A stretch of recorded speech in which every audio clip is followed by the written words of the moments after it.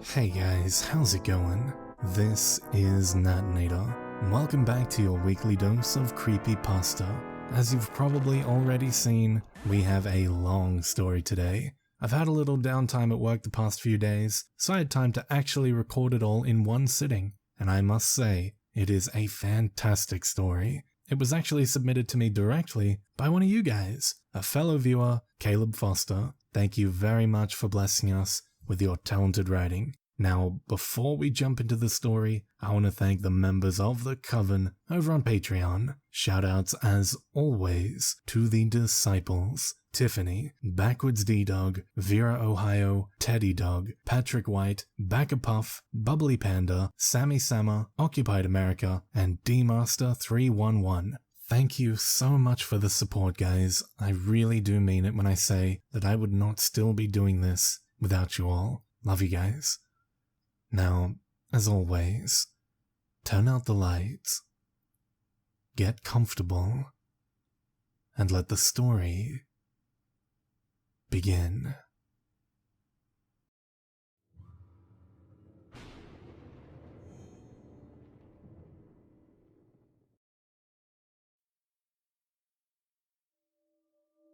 I watched the fog creep along the ground and through the tree line at the edge of the property in a daze.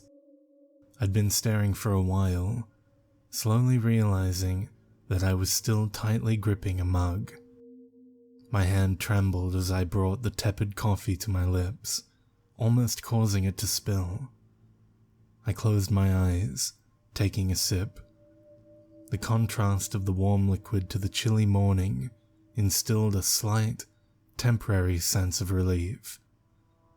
As I opened my eyes, the feelings of fear and uneasiness began to re-emerge. My other hand was still clinging to my phone, the screen now black from timing out. I knew that I needed to unlock it and keep watching the camera footage from last night, that I had to check and see if anything else happened, but the overwhelming feeling of dread was paralyzing. Eventually, I managed to push through and open the video, gulping down another swig of coffee before pressing play. I slowly tracked through the few hours of familiar and utter stillness that always permeates the house after Magdalene goes to sleep. The recording showed the hallway, adorned with portraits of her loved ones past, my door, the bathroom door, and the door to her bedroom at the end of the hall. Her door had been left ajar, just like it always was. Then it happened. The old, heavy oak door began to slowly open. The squeak of the hinges sent shivers down my spine and stirred a wave of anxiety and anticipation for what I knew was coming next. Through the darkness, a figure started to take shape in the doorway, making its way toward the camera. It appeared to be walking backward, hunched over forward towards the doorway, with its arms hanging limply. The floorboards creaked steadily with each slow, lumbering step. As it drew near, I could now begin to make out the floral pattern of a nightgown. I began to press backward into the old porch chair, almost as if instinctively trying to get away, while it continued to approach the camera, my heart drumming intensely as I prepared myself. Now only about 10 feet away, the upper half of the figure began to move into a straight, upright position, almost as if being manipulated externally, its arms still dangling freely. It then started to convulse slightly and contort backward in a jarring, unnatural way, accompanied by the gut-wrenching sounds of cracking and popping. The limp arms adjusted accordingly with the angle of the torso, again hanging toward the floor. I could now see its long, stringy, extremely thin and patchy white hair dragging along the floor between its legs as it continued to move toward the camera, never skipping a beat. It was now face to face with the lens. A faint, ominous voice crackled forth, almost inaudible, like the sound of the final escaping breath of death. "I know you're watching." A shriek escaped my lips, and the coffee mug slipped from my hand and shattered across the concrete porch.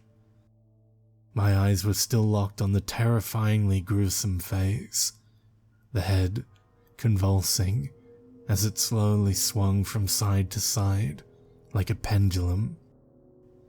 Viewing the footage again confirmed that this was real, that I hadn't imagined it. "Cheryl, you alright, dearie?" Magdalene asked through the screen door. Yes, I'm fine," I replied, without looking in her direction, hitting the lock button on my phone as I stared off into the distance. I heard the old spring on the door creak as it opened a little, and out of the corner of my eye, I could see a small section of a floral print nightgown gently swaying in the breeze. She spoke again. "Oh my, so that was the commotion. Well, once you get it cleaned up, come on in, we'll get you another." "Okay, Magdalene, I'll get breakfast started too, but it's awfully chilly out here this morning. I don't want you to catch a cold." "Oh, you're sweet, dearie. Don't know what I'd do without you." She retreated inside, the rickety screen door closing behind her with a dull thud. I took a moment to collect myself as best I could before picking up the shards from the mug and reluctantly made my way inside. I've been Magdalene's live-in caregiver for the better part of a year now. She's been a close friend of my family for many decades, starting with my late grandfather and great-grandparents when he was just a young boy, and over the years has always been an all-round kind, reliable, and supportive neighbor. I use the term neighbor loosely, as even though her property was the closest to ours, it was still almost a half-mile away. I look back fondly at my memories of playing in the woods with my brother, and always seeming to somehow end up on her property. We were always invited inside for fresh cookies and stories of the good old days. But I digress. We've always had a close relationship with her, and would do anything we could to look out for the old widow with no family of her own. Which brings us to the topic at hand. When my mother informed me that Magdalene, now 96 years old and in a progressed state of dementia, needed someone to look after her, but was unable to afford professional services, I didn't hesitate to volunteer for the job. My mum would have readily taken the position herself, if she wasn't the main source of income for our household, and was elated that I chose to do so. We wanted nothing more than for her to be able to live comfortably in her own home until it was either her time or until she reached the point that she required admittance into a nursing home. I may not be professionally trained, but I know how to cook, clean, and sort medicines, and my mother taught me how to check vitals using the devices she was able to procure for Magdalene. I also have nothing going for me in my own life, no husband or children of my own, no career, no attachments. I've basically just been going with the flow my entire life, and felt that some routine and purpose may help me to figure out a path in life. Magdalene is one of the sweetest old ladies you could ever meet, and I wholeheartedly believe the woman has never felt a single ounce of hate or malice toward anyone in her life. Fully expected her to not recognize me, or at the very least not be able to remember my name, but she never seemed to have issues recognizing who I am.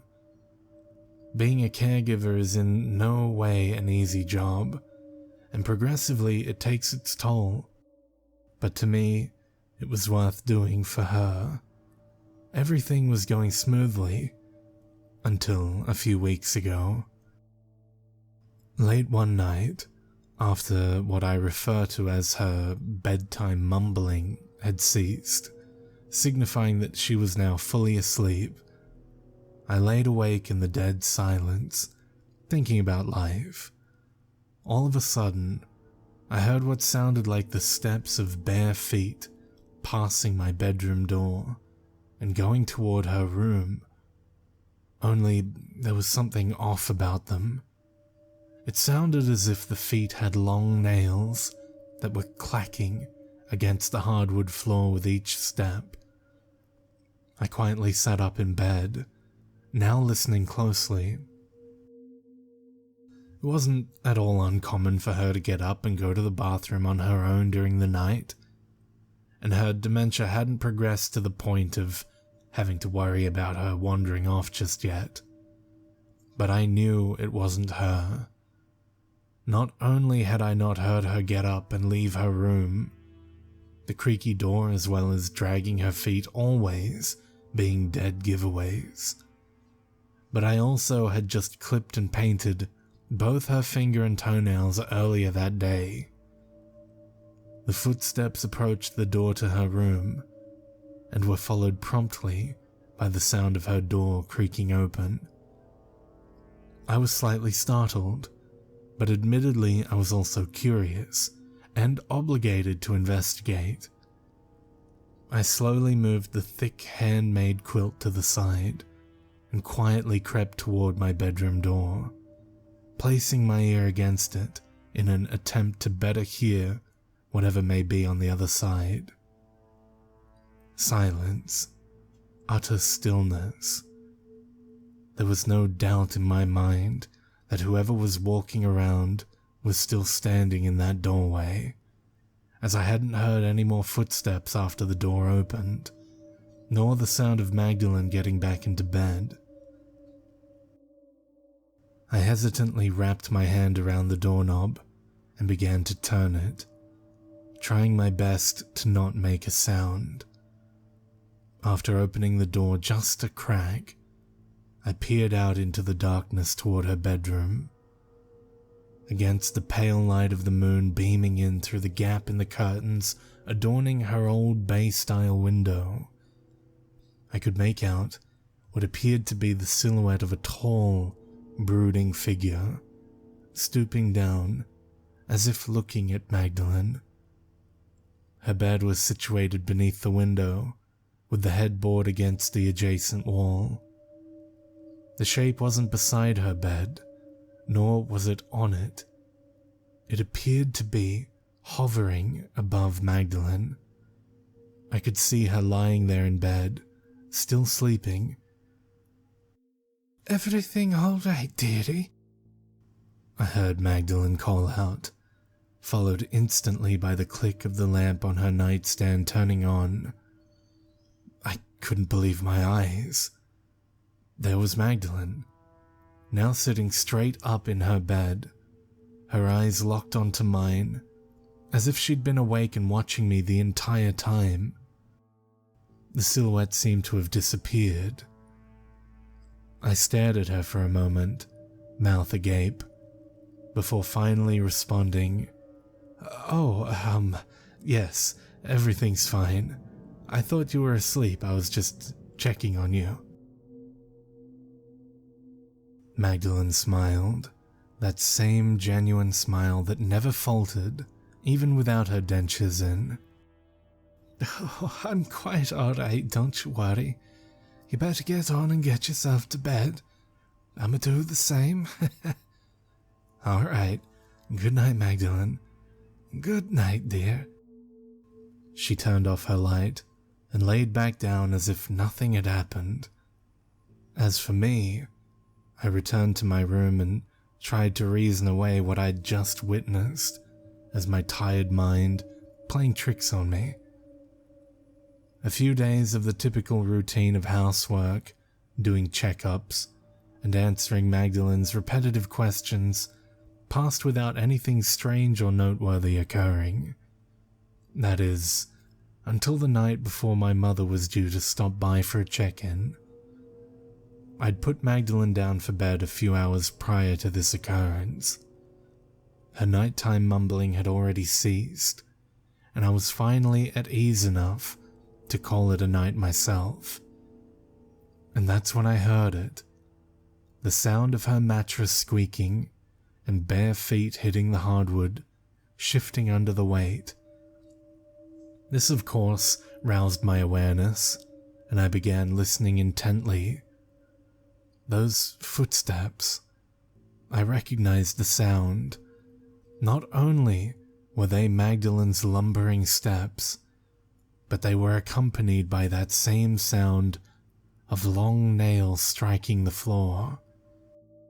I sat straight up in bed as quietly as I could, a sense of uneasiness beginning to overtake my body. I heard the old oak door creak open, and now the footsteps were steadily coming closer, closer, and closer still, until they stopped right outside of my bedroom door. My eyes wide, ears sharp, I took in a breath and held it, listening intently for any noise that may pierce the now dreadful silence. I was waiting for what felt close to an hour, when all of a sudden,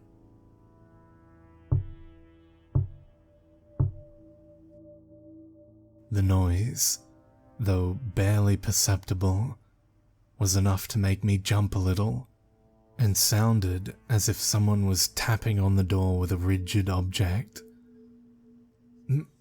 Magdalene? I finally managed to call out through the darkness, but there was no response.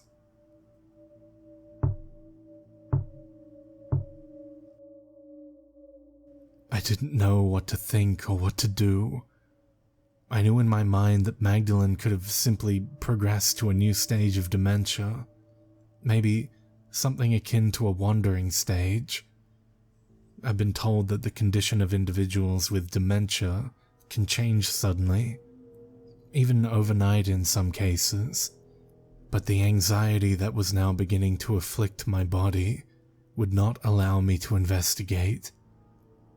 So I continued to listen, and that's when a new sound emerged. Mumbling.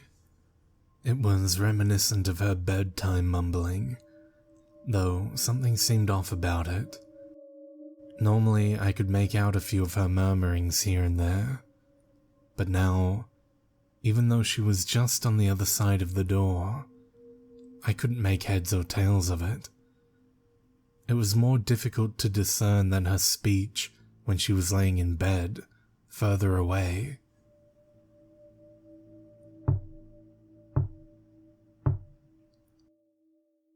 Then, as abruptly as it had begun, the mumbling ceased, and the house again fell dead silent. I continued to listen for any more patter, murmuring, or footsteps for what felt like an eternity, before finally mustering the courage to investigate. I made my way over to my door as quietly as the floor would allow, held my breath, and opened the door. Nothing. All that was looking back at me from that hallway were the faded old portraits. I stuck my head out and looked toward Magdalene's doorway, which had been left wide open, and there in the bed was Magdalene, sleeping peacefully just as I had left her, although I'd never heard her return to her room. The next day, my mother came to visit and drop off some supplies. Magdalene had just laid down for a nap a couple of hours prior, so we decided to have some coffee on the porch to avoid disturbing her. Everything alright, Cheryl? You look exhausted, baby, my mother asked, bringing her mug up to her mouth. Yeah, just tired, I guess. You know, it hasn't exactly been easy, but it could be much more difficult. I think that Magdalene may be getting worse. I fear she may have started the wandering phase last night. Really? Yes. Sometimes she'll get up to go to the bathroom, then go right back to bed. But that's not what happened. I heard her moving about after bedtime. Luckily, she didn't go too far. She stood outside of my door for a while, murmuring to herself, then eventually went back to bed. Oh, the poor thing. I know it's hard watching this happen to someone so dear to us, but you're doing a good thing here, and I know she appreciates everything you do for her. Yeah, I know, but what can we do about the wandering? What if I'm asleep when it happens? Mum finished her coffee, gently sitting the mug down on the old rusty table situated between us. I think I have an idea. Tripwires and tin cans? I replied jokingly. Don't be silly. No. I think I'll order you 2 of those motion cameras, like the ones we have outside to keep watch on the chickens, and you can set them up in the house at night before bed. That way, she'll never even know that they're there, and it won't disrupt her routine. You know what, that is a good idea, Mum. But there's one problem. Magdalene doesn't have Wi-Fi. Oh, you won't need it. It can run off your mobile hotspot. Just make sure that your phone is charged at night. That Jodie I heard out there. Do you want some coffee, dear? We heard Magdalene call to my mother from the screen door. No, that's quite all right, honey. I was just about to leave. How are you? My mother replied. Oh, I'm fine. Just fine, thanks to your girl here. Don't know what I'd do without her. Ain't no use running off so soon now. Would you like some coffee? My mother and I chuckled to each other. All right, Cheryl, be good. I'll bring those to you as soon as I can tomorrow. Call if you need anything. The rest of the day proceeded as usual, utterly unremarkable and monotonous, until night fell. Magdalene was in bed, now fully asleep as I laid wide awake, the previous night still replaying in my mind. Then it happened again. The bed creaking, feet hitting the floor, the tapping of nails. Exactly how it happened last night. Only this time, the footsteps didn't stop at my door. Instead, they continued down the hall. As they passed, I heard what sounded like fingernails being dragged across my door, accompanied by that same low, almost inaudible mumbling, and what sounded like an impersonation of Magdalene's signature chuckle. The footsteps continued down the hallway, seeming to stop in front of the stairs to the second floor. Magdalene hadn't been able to ascend them in many years due to her weakened state, and I only did so on occasion for cleaning and to store or retrieve supplies. Lo and behold, they began to creak as if supporting someone's weight.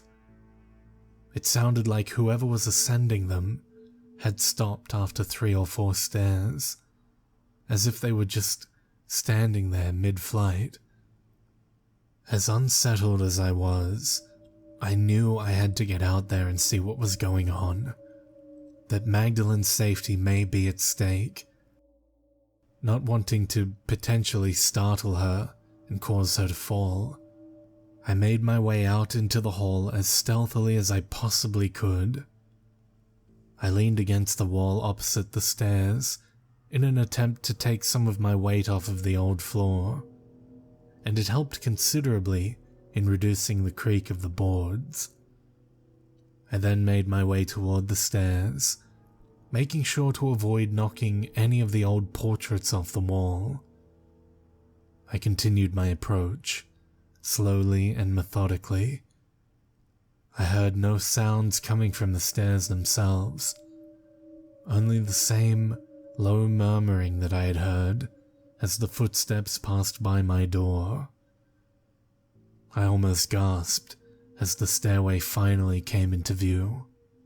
Standing not mid-flight as I had assumed, but on the middle landing, was Magdalene, bathed in the light of the full moon.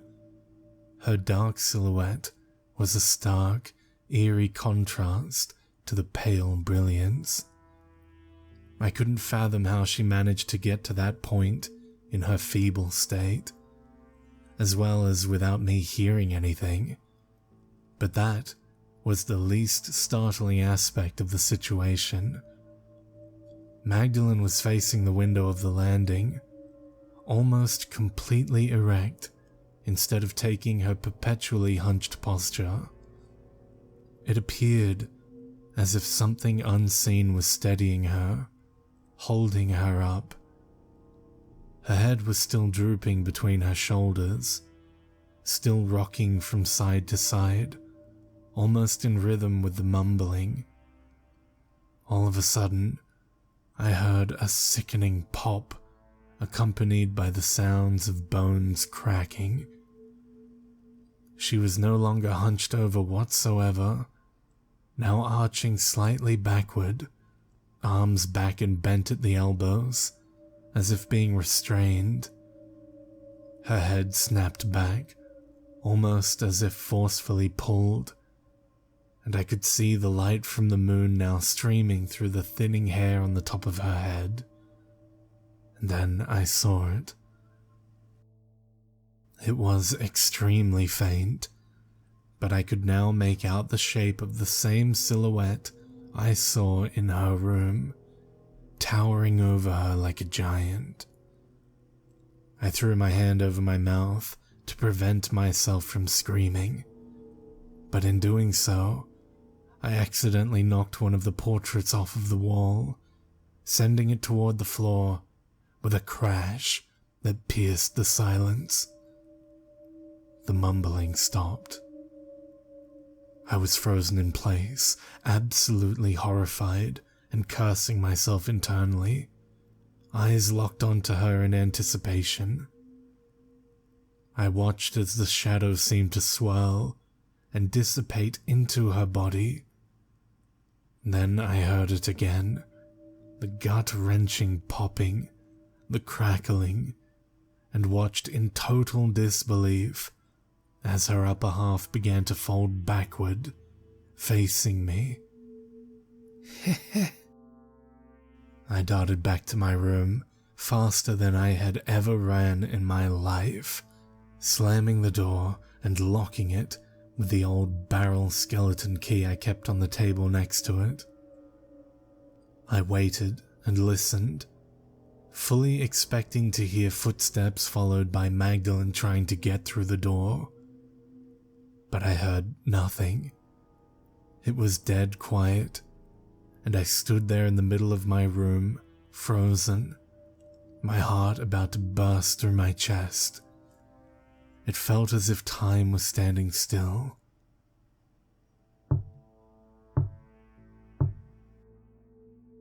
The sudden noise and the realization that she was there, outside of my door, that I hadn't heard any indication of her approach, sent me stumbling back onto the bed, blood running cold, and trying my best to steady my breath.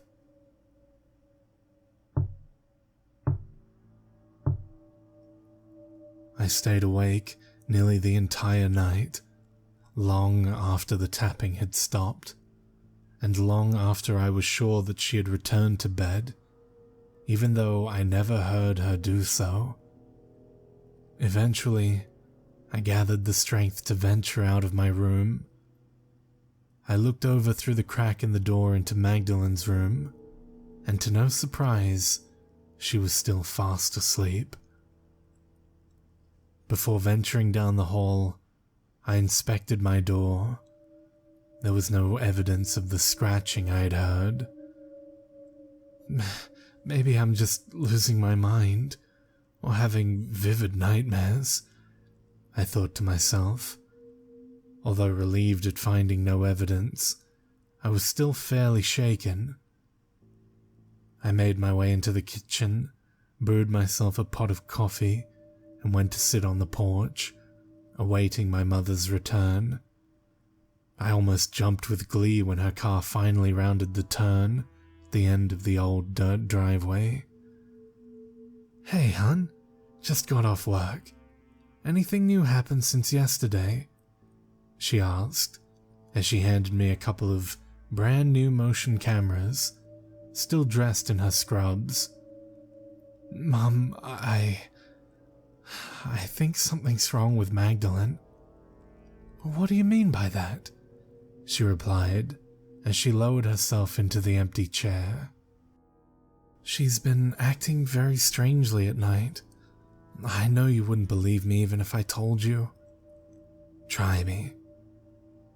I didn't want to tell her what I thought I'd seen. I knew she'd think I was off my rocker. "Well, it's not only the fact that she's wandering at night now. It's that there's something off about it. Almost as if it's not her at all. Like something is forcing her to behave in a way that's, I don't know, kind of scary," I answered, still staring off into the distance. "Are you sure you're all right?" my mother asked, placing the back of her hand against my forehead. I'm not sure. I feel like I'm losing it.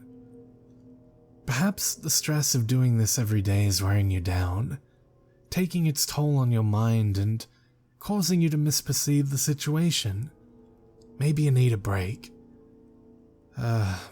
Maybe you're right. Tell you what, if you can hang on for about another week or so, I'll put in for a vacation from work and take over for you for a little while so that you can rest. "Oh, that'd be great, Mum. Would you mind staying here for a couple hours so that I can get some sleep? Last night, it really messed with me. I could hardly rest at all." "Of course, dear. That won't be a problem," she responded, leaning in to kiss me on the head. "I should visit with Magdalene anyway, but I can't stay too long because I have to work tonight. I have to get some sleep myself eventually." My mother spent several hours with Magdalene as I slept, heading out in the late afternoon.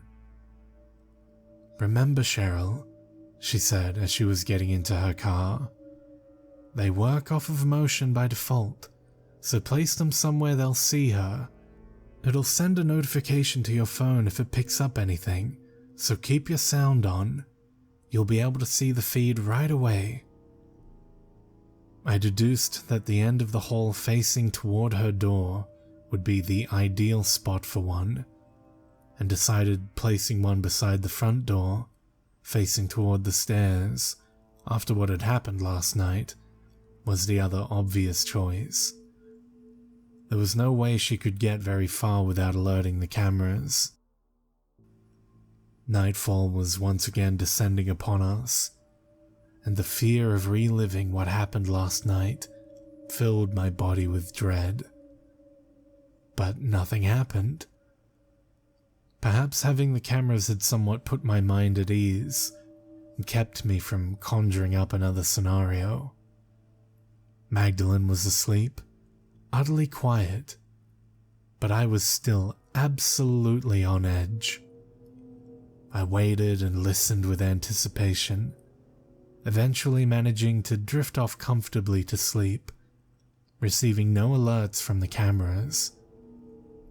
The next morning, As I made my way to the kitchen to prepare my coffee, my phone began to ding as the cameras observed me.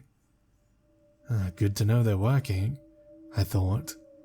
As I stepped into the antiquated kitchen, I noticed that the coffee maker had already been set up. There were grounds placed in the upper chamber, and the appropriate amount of water in the tank, as well as my favorite mug sitting beside it. I never prepared it at night, always waiting until morning for absolute freshness.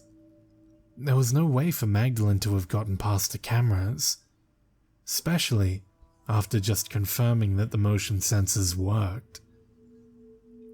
With no other explanation, I begrudgingly wrote it off as a lapse of memory, assuming that I must have prepared it the night before. Maybe I simply forgot in the midst of my mental turmoil. I proceeded to brew my coffee and make my way to the porch to ponder the entirety of the situation I found myself in over this past week. Perhaps I really was at my mental limit. Maybe none of what I'd experienced actually happened. Was my subconscious projecting, twisting Magdalene into some kind of monster from the months of building tension with no real breaks? Probably so. I proceeded through the day as usual. Magdalene's constant chipper demeanor acted as a kind of reassurance that my mind had been playing tricks on me. There's just no way that this sweet, mostly incapacitated little old lady could have possibly done those things, right? If everything had actually happened, her brittle bones would have been broken from the contortion I witnessed. But she was absolutely fine. The cameras also didn't pick up any movement from the night before, so there was nothing to corroborate my suspicion that someone else had set up the coffee maker. The setting sun was now disappearing behind the trees, the light slowly receding through the dingy glass of Magdalene's old bay-style window. "Did you make sure to turn the oven off, dearie?" she asked me. "Yes, ma'am, I did. Heading to bed a little early tonight." "Oh, figured I might as well. Need my beauty sleep." I chuckled. "No way. You're the most beautiful lady I've ever known. Good night, Magdalene." "Oh, you're too sweet. Good night, dearie. Oh, did you turn the oven off?" Magdalene had now been asleep for a few hours. There wasn't a sound to be heard, and no alerts from the cameras, so I decided to try and get some rest myself. I was almost asleep when I heard it.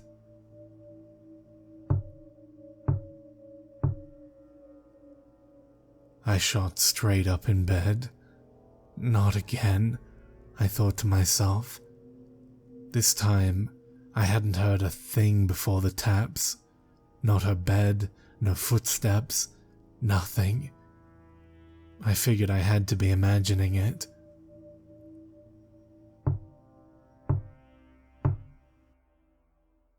I picked up my phone.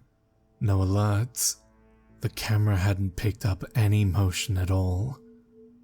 I turned the brightness down on my phone, unlocked it, and opened the motion camera app so that I could watch a live feed of what was happening outside of my door.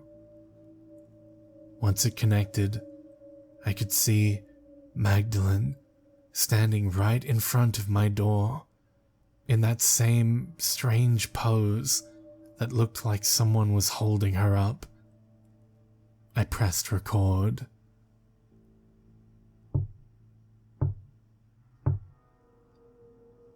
I could see her outstretched finger, her hand making the motion of the tap, but her finger wasn't connecting with the door.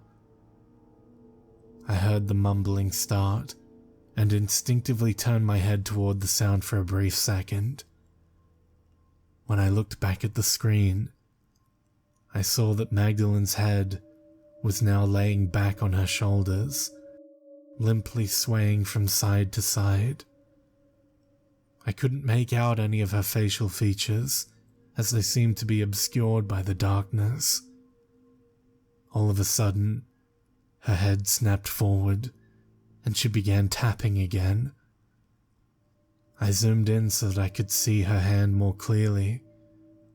She wasn't making contact with the door, but I could see what looked like a shadow protruding from the end of her finger, almost like a claw.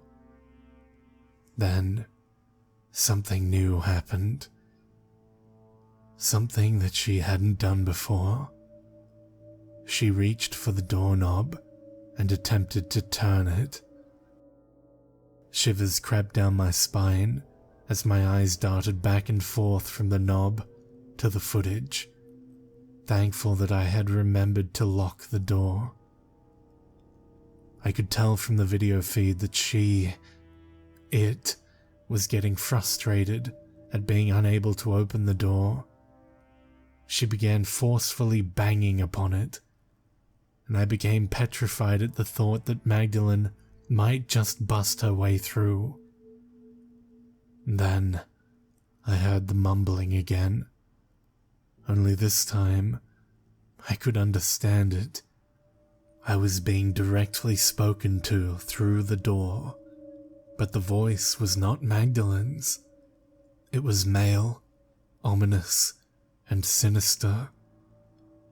Even though I could make out the words, they sounded like little more than a forced groan.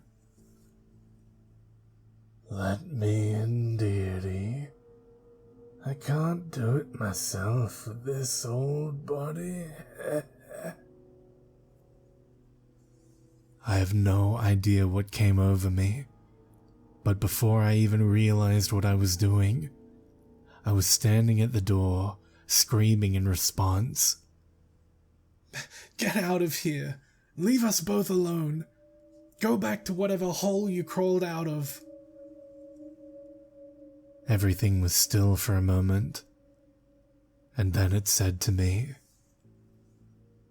"I'm the one that gives orders, pulls the strings around here. You'll see soon enough." I watched the feed in utter disbelief and horror as Magdalene was lifted a few inches off of the ground, almost as if attached to a pulley system.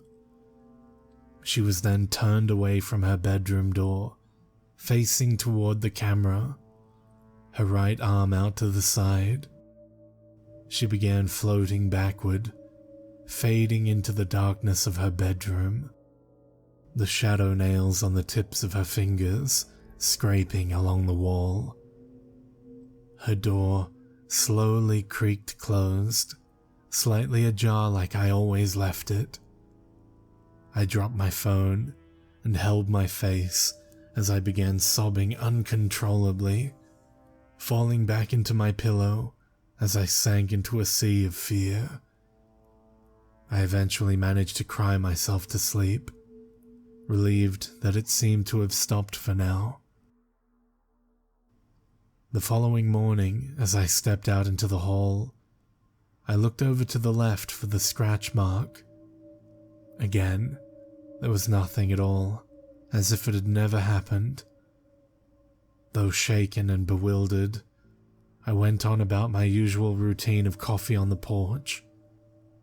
I stared at my phone, reluctant to unlock it and watch the footage from last night, although I needed to. I was frightened that I was going completely insane and imagining it all, or even worse still, that this was all actually happening. I knew that I had to, as it was the only way to know what was really going on. So I proceeded to unlock my phone and play the video. The scene depicted exactly the way I remembered it happening. I felt a brief sense of relief, knowing that I wasn't insane. but tears began to well up in my eyes as the realization set in. Something was controlling my sweet Magdalene, and it was trying its best to get to me. It then occurred to me that the camera had never stopped recording, that I still had footage from the rest of the night. I wasn't yet ready to look through it, so I began staring off into the distance, attempting to mentally prepare myself. By the time I came back to reality, my coffee was almost cold, and my screen had timed out, but it was now or never. Trembling, I unlocked my phone and played the video. Hours of stillness, silence. Then I saw it emerge from the darkness of Magdalene's room. It walked backward down the hallway toward the camera, contorting its upper body backward mid-stride, until its now upside-down face was almost touching the lens. The once warm and familiar face had been twisted into a sinister grin, gums exposed, and was made more unnerving by the black, emotionless eyes that were now set way back into that aged and decrepit face. There were concave black streaks, almost like extended crow's feet, filled with tar, lining the sides of her face and cheeks. "I know you're watching," I shrieked. My mug slipped from my hand and shattered across the porch. Unbeknownst to me, Magdalene was now awake and had heard me. She popped out of the screen door to check on me, beckoning me to come back inside. After she was out of sight, and I was sure that she could no longer hear me, I attempted to call my mother. My phone wouldn't dial out. I tried to send her a message, but to no avail. I couldn't get anything to load on the internet browser, but somehow my hotspot was still functioning, and the cameras were still connected. How could this be? Did it want me to keep watching? After collecting myself, I went back inside and proceeded through the morning routine as best I could. Magdalene was back to her old, cheery self, as if nothing was wrong, just like she always was throughout each day that this was going on. Maybe whatever it is has no power over her in the daytime, I thought to myself. After lunch, Magdalene made her way to her room to take a nap, just like she always did. "Hey, Magdalene, I wanted to ask before you fell asleep, is it alright if I use your landline to call my mum? My phone isn't working." "Well, of course, dearie. Tell her to come over and see us while you're at it," she replied. I waited until she fell asleep and proceeded to use her phone, but it also wouldn't dial out. Maybe Mum will come check up on us after not hearing from us for a while. I hope, I said to myself as I set the phone back on the receiver and went on my way with chores in an attempt to occupy my mind. Nighttime was almost upon us again, and the dread of what may come began setting in heavily.